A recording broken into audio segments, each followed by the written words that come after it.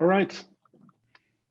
Good afternoon and good morning to everyone joining us from the US. My name is Ramin Bagai. I'm a research member at the SHOF-ECGI and a faculty member at the Swedish House of Finance at the Stockholm School of Economics. We would like to welcome all of our speakers, discussants, and attendees who are joining us for day 2 of the SHOF-ECGI Conference on Sustainable Finance and Corporate Governance. We have an exciting set of papers lined up today. But before we move to the program, I would like to sort of mention a brief reminder of the ground rules that will help us facilitate our conference. So these sessions will be recorded, are being recorded. Speakers will have 30 minutes for their presentation. Discussants will then have 10 minutes. And then the remaining 5 minutes will go to the speaker for responses. And if time permits, we can take a couple of questions from the audience. We will then have, hypothetically speaking, a break of 5 minutes between papers. And during the presentations, we ask audience members to please use the Q&A function in Zoom to add your questions for the speakers. And also please vote up questions you find particularly interesting. So thanks everyone. And I'm really looking forward to the presentations and discussions today. And now, without further ado, I would like to hand over to the first speaker, Anjan Thakor from the Olin School of Business, Washington University at St. Louis. He will present the paper entitled Higher Purpose, Incentives, and Economic Performance. I will briefly interrupt and announce when there are 5 minutes left in the presentation, so apologies for that already, to make sure that we are on track. Anjan, the floor is yours. All right, thank you, Rami. Let's see, here we go.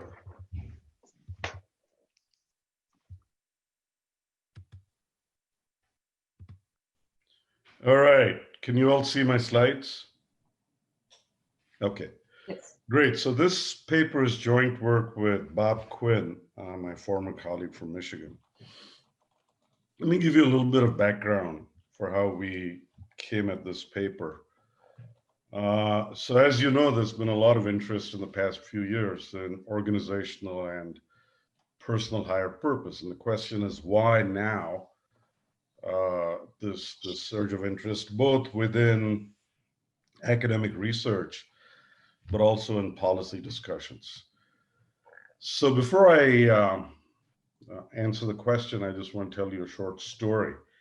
So Bob is a professor of organization behavior. So, you know, the way these people interact is very different from the way that we're used to interacting in finance and economics. As you all know from your own experience in working with or interacting with OB faculty in your schools. So anyway, Bob had made a short video on the importance of personal higher purpose. And it's like a 5-minute video. And it was posted on something called Goalcast and was on the internet. So he sent me a link to the video and he said, this was posted 3 days back. Can you guess how many downloads I got? Now you have to understand that my frame of reference for downloads is probably the same as yours, which is posting papers on SSRN. And then you get this email from SSRN saying, you know, your paper was in the top 10% of downloads or whatever. And then you get all excited and then you scroll down and then it says something like, your paper was downloaded 23 times. And, you know, that's sort of my frame of reference, right? You get 23 downloads, you're in the top 10% of downloads. So it only impresses people like us, but, you know, you tell anyone outside of academia, you know, 23 downloads, and they look at you like, so what? So with that frame of reference, I said, since he sent me the link, this must be a large number, right? So I wanted to guess something totally ridiculous. So I said 3,000. It'd only been on the internet for 3 days. So I thought that was quite a stretch. So he emails me back and he says, no, 300,000. And then within a month, he had 15 million downloads and he was just inundated. His inbox was just flooded with emails from people all over the world, you know, talking about how this was really meaningful. And so I saw the video and I said, wow, I didn't think, I mean, I thought it was a good video, but the impact and the way that people reacted to it was just, beyond my imagination. So, I emailed Bob back and I said, well, what does this mean? That so many people were interested in this and they reacted like this. And he said, there's a lot of hunger at the personal level for purpose out there. And then recently I did a survey with an OB colleague of mine here of 1,100 people in the US. So these were all households, all these people were employed. So that was one of the conditions for the survey. And it was really asking questions about personal and organizational higher purpose. And it was very interesting because we did this, during the lockdown and so on. So we had questions like, do you have a written statement of higher purpose for your own life? Does your organization have a statement of higher purpose? How did you cope with the lockdown and the pandemic? And we learned a lot of interesting things. Now, these are all correlations. It's not causal, it's a survey. But one of the things that the survey revealed is that people who work in organizations that have a written statement of higher purpose also are more likely to have a personal statement of higher purpose. Now, whether that's a selection effect or influence effect, we can't tell.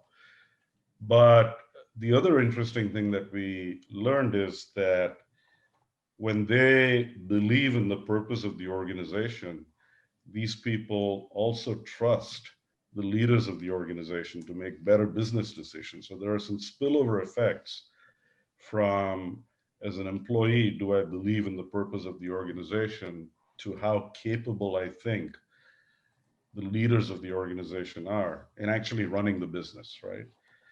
So there's a lot of interesting stuff out there. And by the way, so Bob and I, we began our journey about 2 years before we wrote this paper that was published in the Harvard Business Review.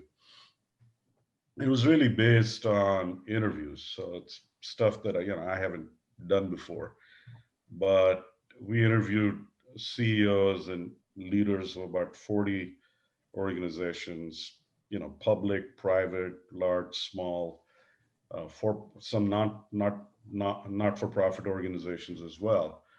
And then based on that, we wrote a paper on how successful leaders create what we call purpose-driven organizations, and what lessons do we learn from that. So that was published in 2018 in the HBR. I'd never published in the HBR before, so that was kind of an interesting experience, and they featured it on the cover, when work has meaning, how to turn purpose into performance. So the way that I come at this is really from the standpoint of how organizational higher purpose, which is something distinct from CSR or charity or ESG or those sorts of things, how that impacts people's behavior in organizations, how it changes their incentives, and then what sort of economic outcomes that produces. So this paper is really sort of a first step in putting together a framework for understanding that in a language that makes sense to me, which is the standard language of contracting, incentives, economics. So keep that in mind as we go along. Okay. All right. So, what is higher purpose? What do we mean by it? So it turns out that there is no settled definition in the literature. And you really have to go to the literature and strategy and OB. And there's some in economics. The Henderson and Van den Steen paper was in the AER, papers and proceedings. But here are 3 different definitions, and I'll sort of identify what we think of as higher purpose that I think cuts across the common elements of these definitions. So Bartlett and Ghoshal define it in their paper as the statement of a company's moral response to its broadly defined responsibilities, not an amoral plan for exploiting commercial opportunities. So the idea here is that it's something that transcends your business goals. Gartenberg, Pratt, and Serafine in a recent paper in Organization Science define it as higher purpose need not be pro-social, but it is the company's reason for being, okay? And Henderson and Vandenstein define it as a concrete goal or objective for the firm that reaches beyond profit maximization. So there's a certain vagueness in these definitions, but there are also certain common elements. All right, so we define higher purpose as a pro-social contribution goal. So, higher purpose doesn't have to be pro-social, but really the higher purpose that we're focusing on in this paper is the pro-social subset of all ways in which you could define higher purpose. So it's a pro-social contribution goal that transcends your business goals while intersecting them. So we're not interested in charity. The Bill Gates Foundation may do great work, but its charitable work is not related to the main business of Microsoft. So we're really interested in sort of the intersection of business goals and higher purpose. How does it affect your day-to-day decisions and allocation of resources within the firm? Now, in the survey, the interview-based research that we did, what we found is that most organizational statements of higher purpose tend to fall in one of three categories. They're either customer-centric, employee-centric, or they're explicitly pro-social, okay? And so you see all three, so there's a lot of variety. All right, so now, what did we learn from our interviews of the CEOs that we featured in the HBR articles? So these are, I'll call them stylized facts, for lack of a better term, but these were the key takeaways.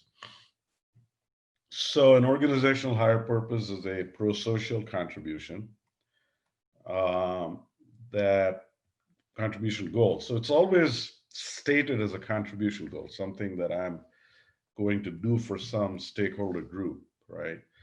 That is customer-centric, employee-centric, or explicitly society-centric. When the organization embraces higher purpose, it tends to dissipate inter-firm agency frictions. And it motivates your employees to work harder for the same wages or provide the same effort for lower wages. But the other thing that we learned in this interview-based research is that to have this effect, the purpose must be authentic, and that the successful organizations expend a lot of resources in connecting employees to the purpose. Meaning, I may be a mid-level manager in a firm, and the firm can have this higher purpose that's sort of, at some level, almost generic sounding. But, what does it mean to me at my level in the organization? How does it change my decision making? And organizations, including one that Bob and I are working with in helping them, we spent some time with the top 15 in what we call discovering purpose and creating a statement. And now we're taking the top 200 people in the organization below the executive committee through a sequence of steps to connect what the individual employee does to the purpose of the organization. But this is something that the successful organizations do in a variety of ways.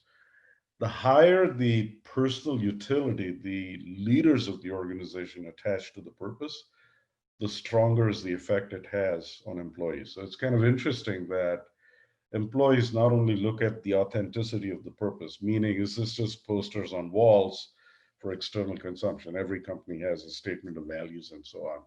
Pretty meaningless because they don't affect decision making. Or is this real?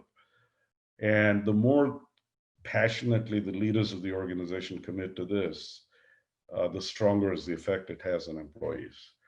And then commitment to an authentic higher purpose often sacrifices profits in the short run. So in almost every case that we looked at, there was a direct organizational cost that was imposed. But despite that cost in the short run, the long run effects in the successful organizations were actually strikingly positive, right? So the question here is, how do we model this stuff? And so we're going to use optimal contracting, but then at some point I'm going to step outside of the standard framework while still working broadly in this optimal contracting framework. Okay, so here's the model. Okay, so we have N, so N, capital N, agents in the firm. Okay, N is just exogenous. Everybody's risk neutral. The owner is going to divert a fraction of the firm's output. The output is Z, some fraction alpha is going to be diverted to this higher purpose in a visible way. And let's say for the time being that, unlike Friedman's concern, the diversion of output is just going to be for higher purpose. Later on, I'll talk about what if I can masquerade a higher purpose investment as just something I'm doing to derive personal benefits. But for now, this is observable. So alpha Z is directed to higher purpose. And then the owner, the principal, gets some utility beta times omega of alpha Z. And the employee gets some utility, which is V of alpha Z. And then later on, we have some modeling to provide a micro foundation for why the employee would prefer to have the firm make this investment in higher purpose rather than just give the money, this diversion, to the employees as additional compensation. Why the investment in higher purpose may actually be preferred by the employees. The employees provide effort.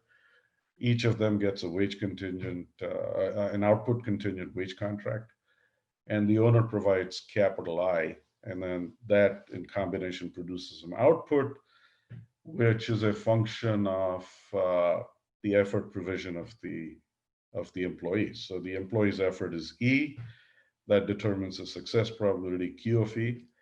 And if you succeed, you get this positive output Z. If you fail, you get 0. Okay.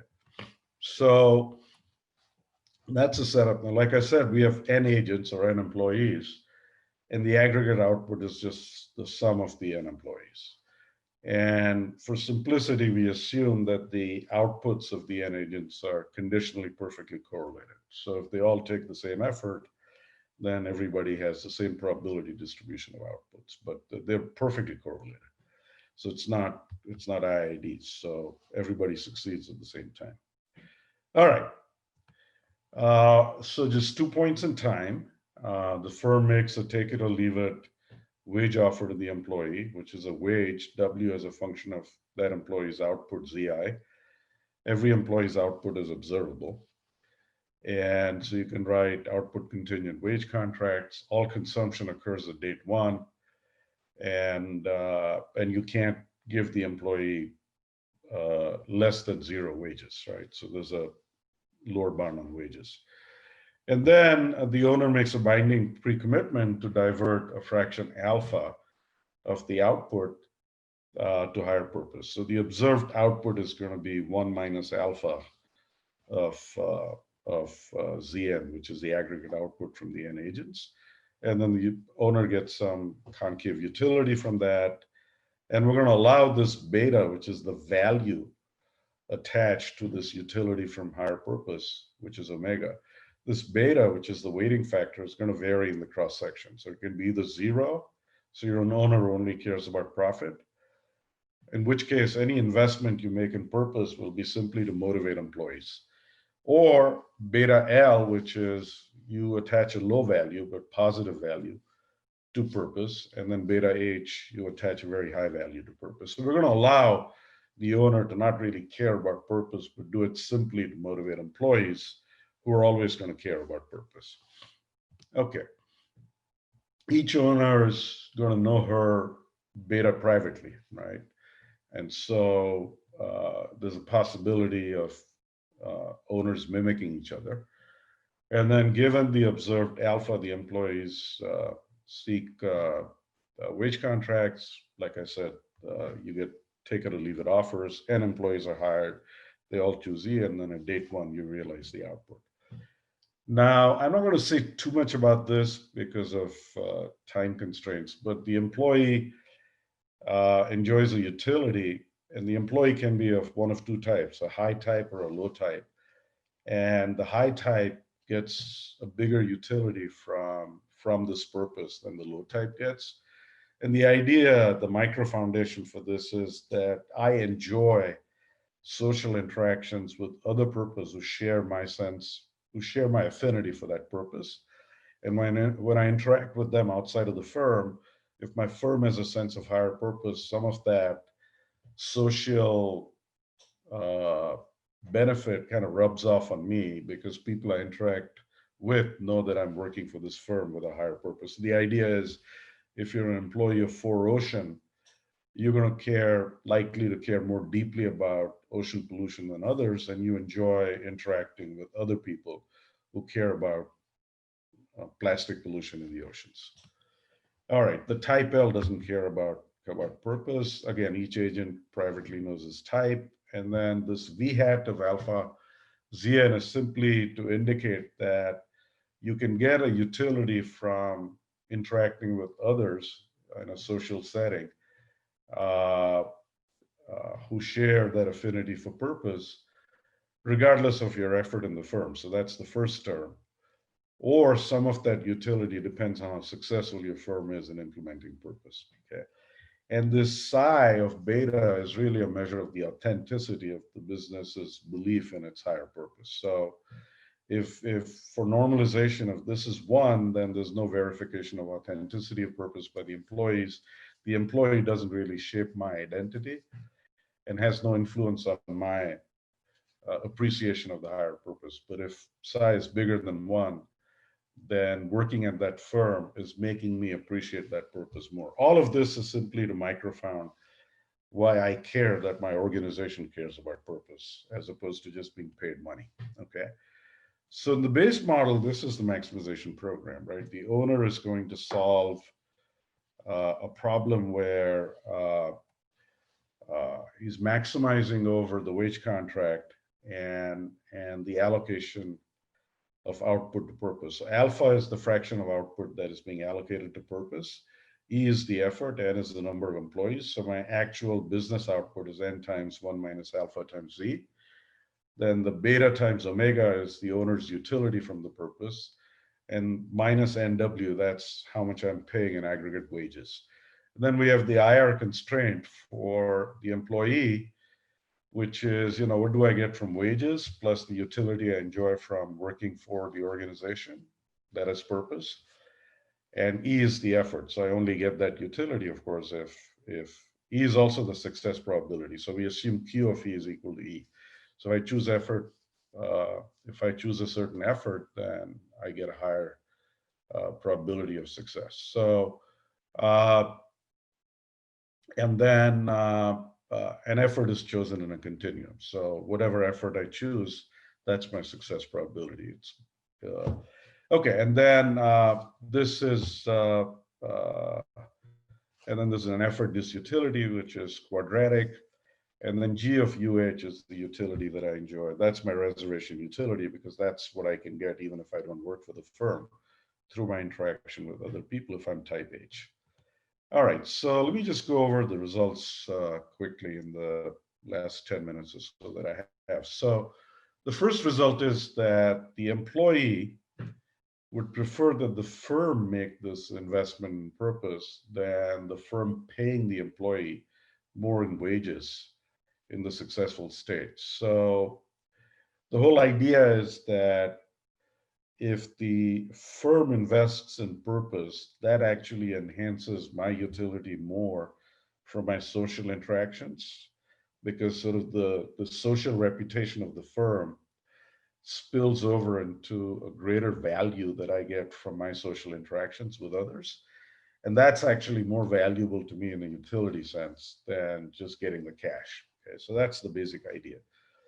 And then we look at 2 cases. One is where psi of beta is just 1. So the firm makes an investment in higher purpose, but there's no verification of authenticity. All firms are exactly the same. So the owner's commitment to purpose, which is beta, doesn't really make any difference to me as an employee. That's the way to think about it. I only care about the allocation, alpha to purpose. And then we solve for the optimal contracts. But the main takeaway is this picture in proposition 1, which shows that if in fact the employee's commitment to purpose doesn't matter. So I don't care if the owner's commitment doesn't matter. So I don't care if the owner genuinely believes in purpose, which means beta is bigger than zero, or the owner personally doesn't care about the purpose, so beta is zero. So it doesn't matter to me as an employee what value the owner attaches to purpose. That's irrelevant. All that I care about is that the firm allocates some portion of its output to this purpose, right? It's this pro-social contribution goal. So I'm only concerned about alpha, right? I don't care about the owner's beta, okay? So if I don't care about the owner's commitment to purpose, meaning that doesn't influence the utility that I as an employee get from purpose, then what you get is this graph where net profit is actually, it peaks at beta equals zero. Okay, so even the owner who doesn't care about purpose is going to make some investment in higher purpose. The intuition is pretty simple. I want to make an investment in purpose, even though I don't care about it. Why? Because I know that it positively influences my employees and they're going to invest more in effort. And so I can get more effort for the same wages, right? Or I can get a higher effort for the same wages or the same effort for a lower wage. But either way, making that investment is worthwhile purely from an incentive standpoint, okay? And so the maximum profit is achieved by the owner who has no personal value to purpose. Now, if I attach a personal value to purpose, then obviously I'm going to allocate more to purpose than somebody who just invests beta equals zero. But that allocation does nothing for profit, right? Because it doesn't produce higher effort by the employees. So profit then declines as beta increases, and the lowest net profit is actually achieved by the firm whose owner attaches the most value to purpose. Okay. 5 more minutes. Okay. All right, and then, but if C is increasing in beta, okay, then your employees will not attach any value to purpose if you as the owner don't attach any value. So now there's like this perfect correlation between the value to purpose attached by the owner and the employee. In this case, the situation changes, and what you find is that now net profit is non-monotonic in beta when authenticity of purpose matters. So the owner's personal value of purpose matters to the employees. And in this case, what you get is that actually net profit is maximized at beta equals beta L, okay, not at beta equals zero, okay? And the beta equals zero owner will invest nothing in purpose.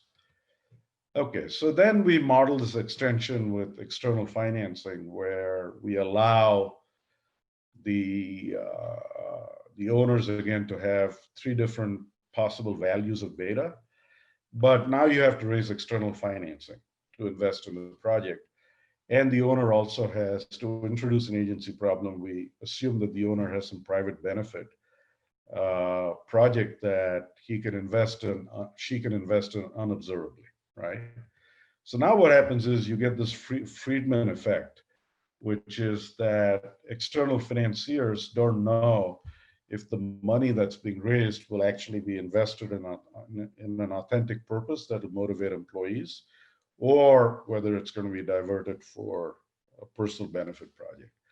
So now what happens is that there's like an upper bound on how much you can divert to either purpose or this personal benefit project, because financiers and employees can't tell the difference between whether the money was spent on something just for private benefits of the owner or for authentic higher purpose.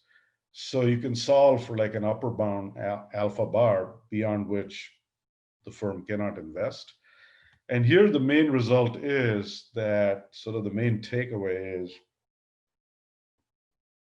that this agency problem or this friction where I can actually just waste money and claim that I invested in a higher purpose project has the effect of squeezing out investments in purpose. Okay, so the lower line in this, the lower curve in this picture is kind of the net profit when the owners can divert for personal consumption. And the blue curve above that is the net profit when personal benefit diversion is impossible. So all investments in purpose decline and net profit peaks at a lower diversion of resources to higher purpose. So basically agency problems tend to squeeze out these investments in purpose. So this kind of joins together Friedman's insight that all this purpose stuff is just nonsense, that firms should just focus on profit maximization, with this notion that pro-social contribution goals and purpose actually can make a positive contribution to profits. And the answer is sort of yes to both.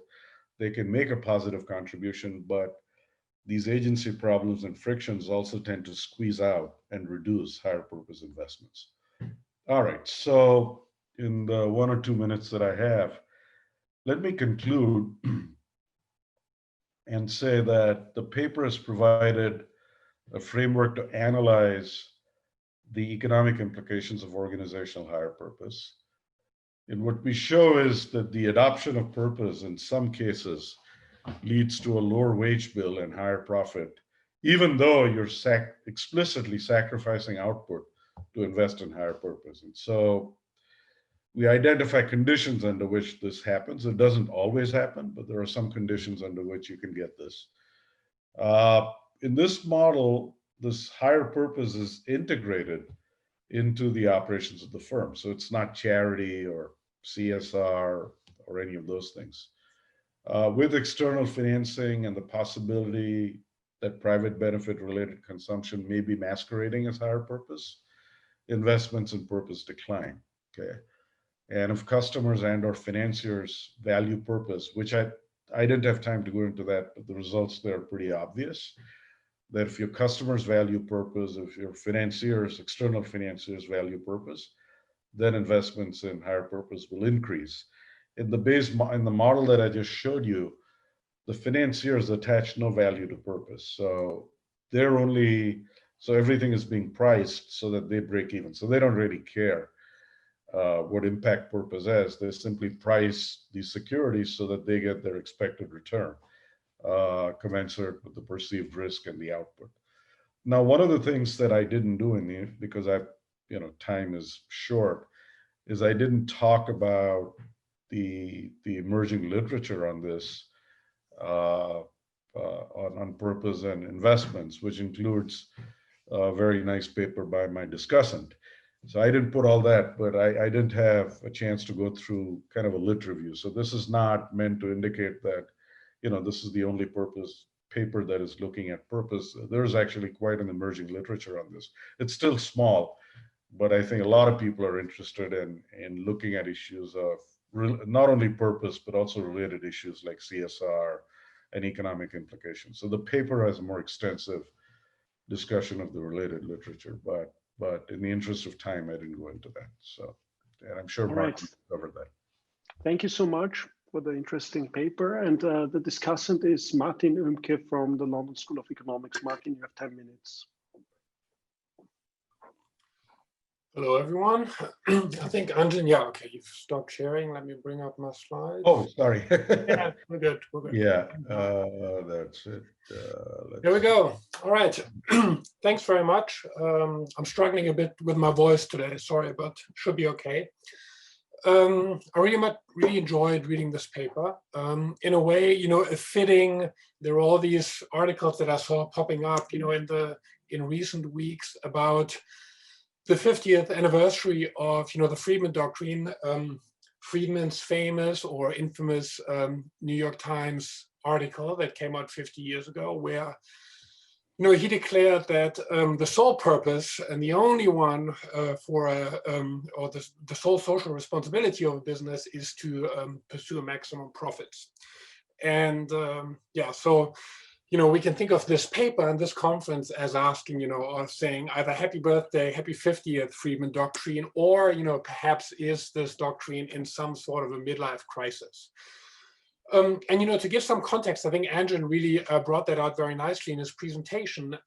But, this midlife crisis we can think of as, when you look around and you at least look at what companies say, then usually they don't say our purpose or our mission is to maximize profits. I'm going to pick one example of a company that you may or may not know. It's a company called BioLite. I know this company because my wife, when we were in New York, used to work at a design consultancy, and one of her colleagues there then started founding this company. This company makes small stoves, camping stoves in a way that, you put wood chips in, they burn very cleanly. You can also charge your phone on them. But the whole idea was to do that, but at the same time, whenever you sell one of these stoves, to donate a stove somewhere in a developing country.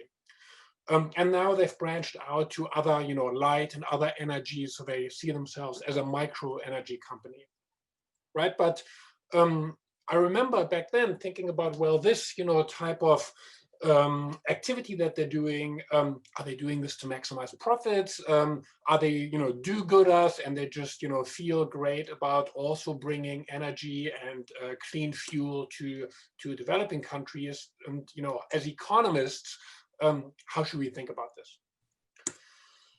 Well, if you look on their website, then it seems like maybe they're not maximizing profits. I just mentioned this, that, whenever you buy something from their shop, then they call it here that they reinvest bringing safe cooking and lighting and charging into sub-Saharan Africa. But, if you actually talk to them, then this is not something that they make money on. In fact, these stoves are not that cheap, so they actually lose money if you look in isolation at this activity. Right, but that of course doesn't mean in aggregate they're not maximizing profits. Maybe they're making this back somewhere else. So I think from that perspective, Anjan's paper raises a really interesting question. What is this this mission or purpose actually doing, and how does it relate to profit maximization or not? Who could drive this type of motivation beyond profit? And Anjan had this nice illustration, which is very similar to what I'm going to put on right now. But I'm also, Anjan, going to help you out, because on this slide I'm going to say something at least about a part of this literature that's emerging here, right? So we could think of as owners as caring about higher purpose. We could think of employees. We could think of the firm's customers. In the previous example, maybe the people who are buying a camping stove who also value that another stove will go to a family in sub-Saharan Africa, or maybe investors in a company. And for most of the paper, Anjan's paper looks at, I would say the main focus is on employees, but there's this twist that, owners may or may not care themselves, which I'll come back to, which I think is one of the interesting parts of the paper. And then we could fill in, and this is also from my perspective going to be somewhat incomplete, but we could, fill in these other, other papers that are out there. If I think of employees, what comes to my mind is literature on motivated agents, papers like Besley Gattag, Benabout-Giraud. Customers, there are probably many more, but Rui Albuquerque and co-authors have one in management science where social responsibility brings about customer loyalty. And then the next paper you'll see today by Augustin, or the paper that Marcus Opp and I have written, look very much from the investor perspective, right? And so we can see, like Anjan said, there's a lot of interest, I think, at the different angles from which objectives beyond profit can play a role. Let me give you the key way in which this particular paper works. And, there is some stuff that I'm not going to talk about. The paper really has, a number of interesting extensions that I won't have time for, but I want to give you kind of the main gist of what I found interesting in this paper. And the key channel through which a lot of the results in the paper work is employees. And the way I thought about it reading the paper is something like a dinner party conversation. A friend hosts the dinner party, you show up, you talk to people, people say, well, what do you do? And then, either you can say, I work for, I don't know, say Goldman Sachs, and people think, okay, you're a profit maximizer. Or maybe you say, I work for BioLite, and actually in doing so, I also bring energy and clean stoves and so on to sub-Saharan Africa. And maybe immediately people will find you interesting, and you derive utility from these dinner party conversations. And if this is the case, then that can be an efficient way, Anjan brought it out nicely, for a company to pay, right? Because pay in quotation marks, because there are now scale economies. You know, you do this good activity as a company, but every single of your employees who goes to a dinner party derives a benefit from that. So you do the action once, but everybody at their respective dinner parties, when they happen again after COVID, can talk about these interesting things. And so it makes sense from a company's perspective to use this type of compensation rather than, say, giving every employee some cash that they can donate, for example. What this does, and this is similar or at least related to some of the motivated agent papers, it's going to relax your agency problem, right? Because now you have this additional way through which to motivate or compensate the agent. And so, in fact, you may now do this even if you don't care as a principle about this higher purpose. A key thing, and this is one of the things I found most interesting that this paper shows, is that you want to think hard about commitment here, or you know, what Anjan calls authenticity. The principal must care, or at least the results depend on whether the principal herself cares about this higher purpose or not. In the model, this is essentially because of a timing assumption. You promise higher purpose, but you can only invest in higher purpose once the agents have produced. And so there is a possibility that you turn around and say, okay, I know I promised you this, but actually I'm not going to give any stoves to people in sub-Saharan Africa. I'm going to pay out dividends. Now, let's look again at how this commitment matters. And here this slide, I try to come up with a nice tongue twister for all of you. Because when we think about this question, we can come back to what I raised earlier, which is, do companies, by having a higher purpose, maximizing profit or not? Or to put it in my tongue twister way, is not maximizing profit potentially profit maximizing? And the answer to this depends on commitment. Let me show you the two main cases that Anjan also showed.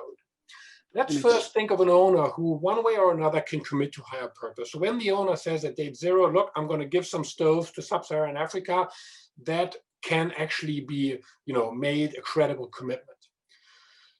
Then even an owner who cares only about profit is going to invest in higher purpose. And the reason is this relaxation of the agency problem.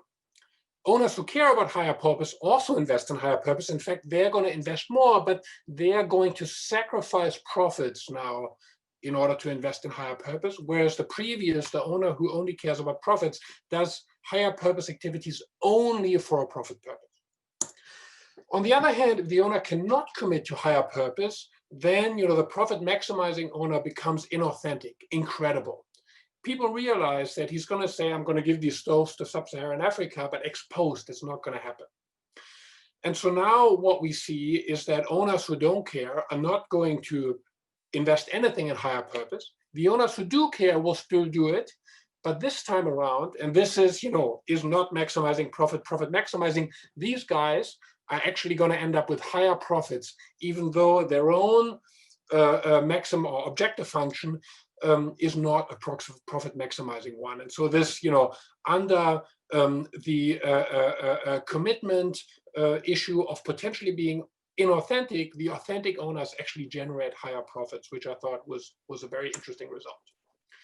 Let me conclude my discussion by talking a little bit more about this commitment. And this is something where the authors perhaps can, maybe in another paper, dig a little bit deeper. In a one-shot model, commitment is essentially this timing assumption that I mentioned earlier. So HP investment can only take place after production, but you're promising it before production, and then we have this typical timing consistency or potential timing consistency issue. What this made me wonder is what happens in a more repeated setting, right? So higher purpose investments occur over time. Employees stay with the firm for a while, and they choose effort, every day or every week or every quarter or whatever it is. And so then, of course, you can wonder whether maybe, an inauthentic owner in some repeated setting can potentially, through the repeated game, commit to pursuing in some credible fashion some higher purpose, or whether the previous result still holds.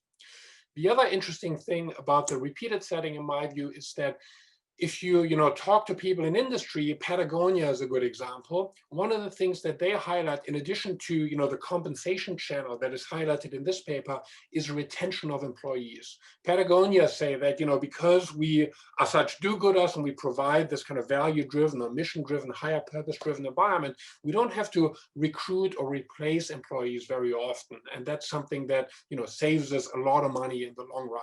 And so by going to this more dynamic setting, maybe Anjan and Quinn could also say something about that. I would find that interesting. Summary, I think I'm out of time. Very thought-provoking paper. Higher purpose relaxes agency frictions with this twist of authenticity, which I hadn't seen before in other papers on this topic. Higher purpose can indeed be profit maximizing, but it doesn't have to be, and the authenticity plays a role here. And as I said, some opportunity to potentially further explore the commitment, dynamic aspects, and so on. Thank you very much for the invitation to discuss. All right, thank you so much, Martin. Anjan, we have a couple of minutes if you would like to respond. Yes, Martin, thank you very much for that excellent discussion. If you would send me the slides, it'd be great. I'd appreciate it. So no, this was an excellent discussion. I think the way Martin explained it is absolutely right. The difference is whether or not you can commit to higher purpose or not, and that makes a big difference. I think the last comment that you made about looking at this in a dynamic setting is very much in line with what we've observed when we've interacted with companies and also in the interviews that we did. And what happens is that the way it actually plays out in practice, and it's not in the model, so I'm stepping a little bit outside the model, is that if you think about this in a dynamic setting, is that oftentimes the diversion of resources to purpose is not like a one-shot thing that the firm does at the outset, right? It's kind of an ongoing thing. But there is an embedded promise in that statement of higher purpose that really doesn't get tested until the firm faces a crisis. And there's one firm that we talked to, and they said during the part of their purpose was, treating employees as a family. And what happened is that they got to the 07-09 crisis and they had to cut their costs by at least 20% just to survive. And they said 50% of our cost is labor. So the easiest thing to do would have been to just simply lay off people. But they said that would have been inconsistent with the purpose. And that was like the first real test of the authenticity of the purpose. And how much are you willing to sacrifice? And they made a decision to not do that. And they just basically told their employees, hey, we need to reduce our cost by 20%. But we're not going to lay anybody off. Could you all please give us your ideas on how we can do that without laying anybody off? So I think the dynamic setting raises a lot of interesting issues, not only about the allocations of resources that you make to purpose on an ongoing basis, but sort of what happens when the organization is really tested. And that's where the authenticity of purpose gets tested. So thank you. That was a very useful point. All right. Thank you so much.